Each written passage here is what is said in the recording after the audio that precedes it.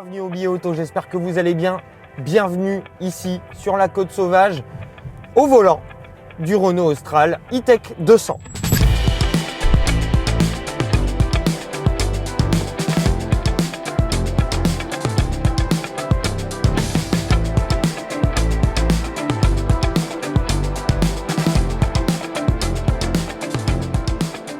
Alors, ce Renault Austral E-Tech 200, déjà, on a une belle propale esthétique de Renault et avec des solutions intelligentes. Ici, full hybride, 200 chevaux et une nouvelle finition Esprit Alpine. Alors déjà, en termes de look, c'est quand même très bien fait. C'est un look qui est assez consensuel, qui est moins dans le caractère pur et dur et dans la différenciation que a pu l'être le 3008, son plus gros concurrent au lancement.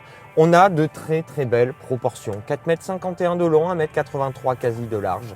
Un look racé, mais plutôt classique, on va dire. Les codes de la marque sont bien là. Les feux avant sont sublimes, avec une très belle signature lumineuse. Des arches de roue un peu proéminentes. On a des belles hanches et on a ces jambes de 20 pouces inhérentes à la finition Esprit Alpine pour donner un côté un petit peu sportif au tout. J'aime beaucoup. Plus qu'un 3008. Pour moi, on est sur une auto qui va plaire à un grand nombre. Et ça, c'est une bonne chose parce que c'est des autos qui sont faites pour être vendues à un grand nombre. Ici, la finition Esprit Alpine, en plus de cette peinture mate et de cet accastillage noir partout, vous savez ce que je pense de ce type de configuration. C'est vraiment pas du tout mon truc et c'est une mode qui me plaît pas.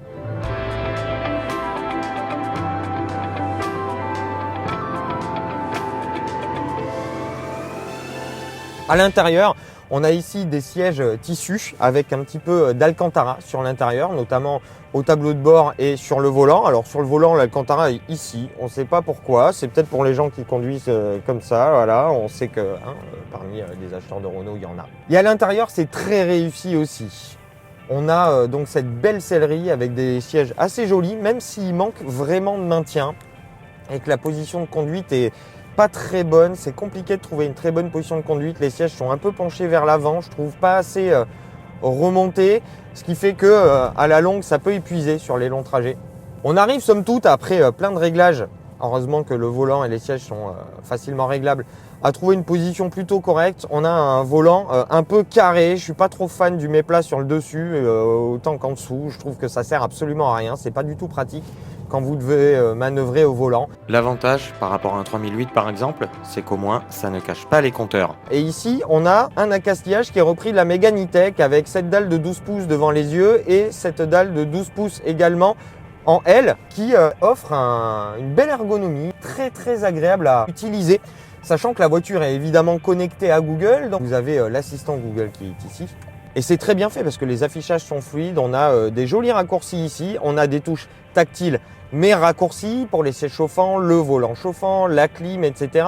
Pour les dégivrages, pas besoin de naviguer dans 10 000 menus.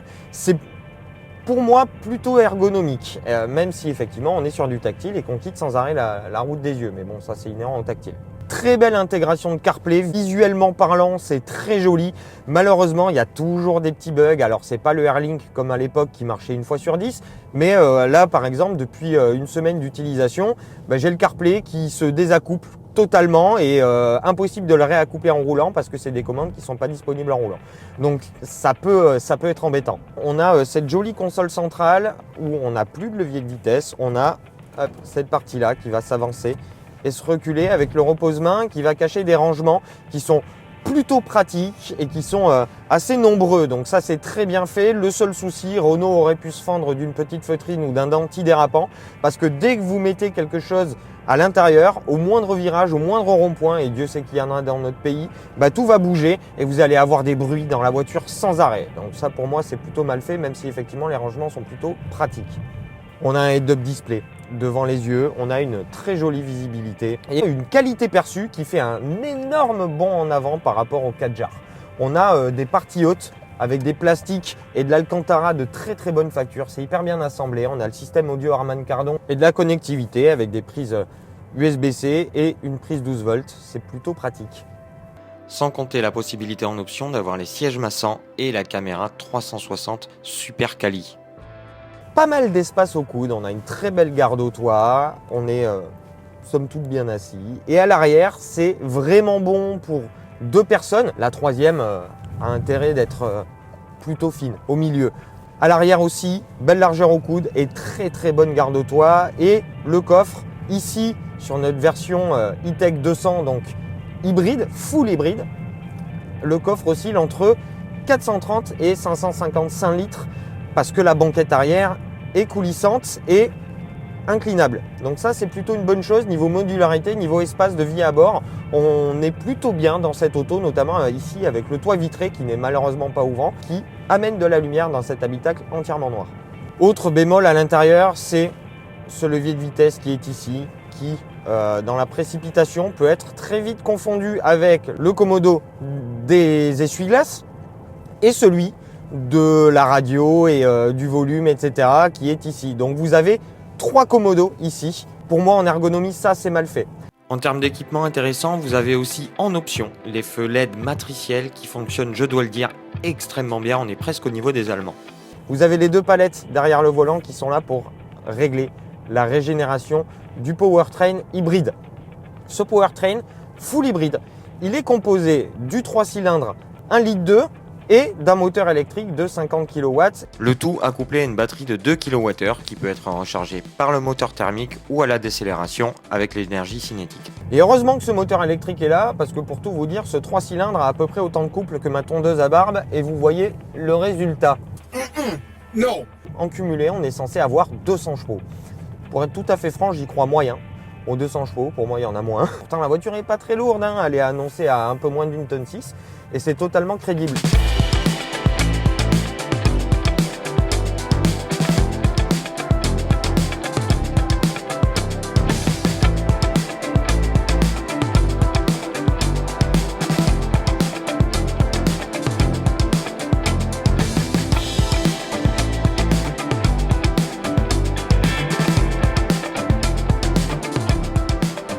Le problème de ce powertrain full hybride, c'est sa gestion. Il y a pour moi une gestion qui est mauvaise. À savoir qu'on a des déclenchements du moteur thermique pour recharger comme à l'instant, la batterie qui occasionne énormément de vibrations et qui se déclenche même en ville alors que vous n'en avez absolument pas besoin étant donné que vous avez, là pour le coup j'ai les 3/4 de la batterie et ils viennent se déclencher pour absolument aucune raison. Pour moi c'est mal géré et c'est très dommage parce que quand vous êtes soit sur la plage où le moteur thermique propulse l'auto avec l'aide de l'électrique ou sur la plage où vous êtes entièrement en électrique, l'agrément est plutôt bon. On a des accélérations qui sont plutôt correctes et des reprises qui sont sécuritaires. Et lors des grosses charges, la boîte auto à crabot occasionne de grosses coupures qui greffent pas mal l'agrément. L'agrément qui pourrait être excellent mais qui au final ne l'est pas. Là on est sur des ralentisseurs et sur les raccords, sur les ralentisseurs et sur les bouches d'égout, etc. La voiture est raide. Et quand je vous dis qu'elle est raide, c'est qu'elle est raide. On croirait les opinions d'un insoumis. On croirait un tarage de véhicule sportif alors que c'en est pas un malgré l'appellation Esprit Alpine. À savoir si Renault va tuer Alpine comme ils l'ont fait avec Gordini avec une finition qui n'a pas vraiment de sens. Ouais, je sais, avis perso. Mais c'est un petit peu dommage parce que là, je suis vraiment dans l'électrique. Et là, pour l'instant, c'est du billard et c'est ultra bien fait. Et surtout, dès que vous êtes en ville ou comme ici, dans des petits villages, un petit coup de volant, le Fort Control est génial. La voiture braque dans un mouchoir de poche. Elle est hyper agile, elle cache extrêmement bien sa masse. La direction est très très bien tarée. Elle est plutôt directe, mais au bout de 10 minutes, quand vous y êtes habitué, il n'y a absolument aucun souci. Tout se passe extrêmement bien, ça se faufile, c'est très agréable à rouler. Donc, pour moi, c'est mitigé et c'est dommage parce que j'ai vraiment envie d'aimer cette voiture. J'ai vraiment envie d'aimer cette voiture parce qu'on sent que Renault a fait énormément d'efforts dans la conception de cette auto. Voilà, ça bouge. On a une suspension qui tressaute, qui dribble un peu et qui grève vraiment le confort. Et c'est aussi prolongé sur les grands axes. Quand vous êtes sur l'autoroute, à partir de 110-120, pour peu qu'il y ait un tout petit peu de vent, l'insonorisation est vraiment pas bonne. Et c'est très dommage parce que on perd la qualité du système Harman Kardon et une partie du confort. Vous avez aussi le régulateur adaptatif avec la conduite semi-autonome de niveau 2. En revanche, c'est un petit peu aux fraises dès que les conditions sont mauvaises. En cas de forte pluie, vous êtes un petit peu tout seul. Sachant qu'elle peut les enquiller, les kilomètres, on a une conso qui est relativement basse pour une voiture de 200 chevaux. On est sur l'autoroute aux alentours des 7 litres 2, c'est beaucoup, mais au regard du pédigré de l'engin, ça va, c'est plutôt acceptable. Alors qu'en ville, on est plutôt sur un 5 litres 5, 6 litres, suivant comment vous roulez. On est quand même loin des 4 litres 6 annoncés par Renault. Mais bon, ça se fait globalement bien. Vous avez plusieurs modes de conduite, confort, éco, qui va changer un petit peu la réactivité de la pédale, etc. Pour moi, je ne vois pas une énorme différence entre les modes de conduite, notamment pour la partie gestion moteur, c'est-à-dire que le mode éco, les rails de chemin de fer là, le mode éco va pas forcément privilégier l'électrique. Vous allez avoir autant de déclenchements de thermique en éco qu'en confort. Et en sport, il y en a un petit peu plus. Je vais mettre en sport, j'arrive sur des petites routes de marais salants. Là, on a le 3 cylindres qui se déclenche. On a l'électrique qui l'aide. Et ça se fait bien. Par contre, là, pour le coup, on a des accélérations, comme je vous le disais, plutôt franches, des reprises très correctes.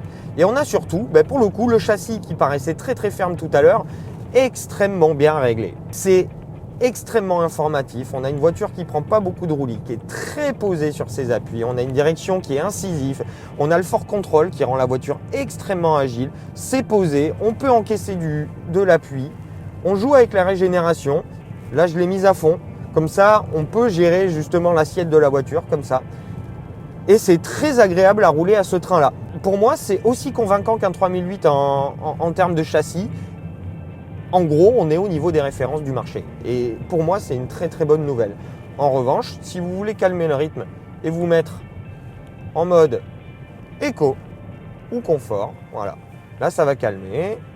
On est en régène, ça va stopper le moteur thermique.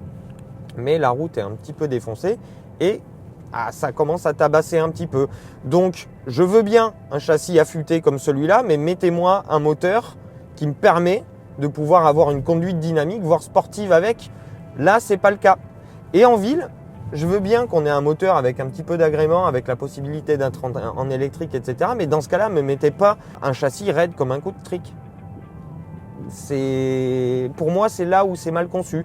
Et c'est assez dommage. Mais la copie est quand même assez belle dans l'ensemble. En gros, pour conclure, c'est plein de belles promesses et c'est une auto que j'aime bien. Mais est-ce qu'on est au niveau d'un Tiguan ? Ça manque de ce dernier degré de conception pour être au niveau des Allemands, voire au niveau des Suédois. Un XC40 fait bien mieux, il est plus cher. En parlant de prix, d'ailleurs, cet Austral, il démarre à 34 000 € avec le 130 chevaux essence MHEV, donc en hybridation 48 volts et en finition de base. Et ici, avec la motorisation de pointe, donc le HEV E-Tech 200 full hybride et la finition Esprit Alpine et les quelques options qu'on a sur cette auto, dont certaines qui sont un petit peu comme le chargeur induction qui est en option, qui sont un petit peu scandaleuses, je trouve. On est quasi à 53 000 €. 53 000 €, vous avez un joli Tiguan à ce prix-là, vous avez un XC40 de base, vous avez un Nissan Qashqai qui partage la même base. Donc voilà, la concurrence est très très féroce. Et en ce qui concerne le 3008, vous avez aussi des belles versions de 3008 à ce prix-là. Donc la concurrence est ultra féroce et cet Austral se hisse à peu près à la hauteur de la concurrence. Mais pour moi, il y a encore quelques petits trucs et ce dernier degré d'aboutissement à perfectionner pour que le ramage soit à la hauteur du plumage qui, on va pas se mentir, en termes d'extérieur et d'intérieur, est génial. Donc voilà mon avis sur cet Austral E-Tech 200 chevaux. J'espère que vous avez aimé ce petit essai sur le pouce. Si c'est le cas, n'hésitez pas à mettre un petit pouce, à me donner votre avis sur cet Austral en commentaire. Et puis moi je vous retrouve très très vite pour de nouvelles aventures avec des sportifs qui vont arriver, le rallye d'Aumale qui arrive à grands pas, plein de belles choses et de belles surprises. D'ici là, je vous souhaite une très très bonne continuation et une très bonne fin de ce que vous êtes en train de faire les amis. Ciao. Parce que là il y a des virages. Oh putain.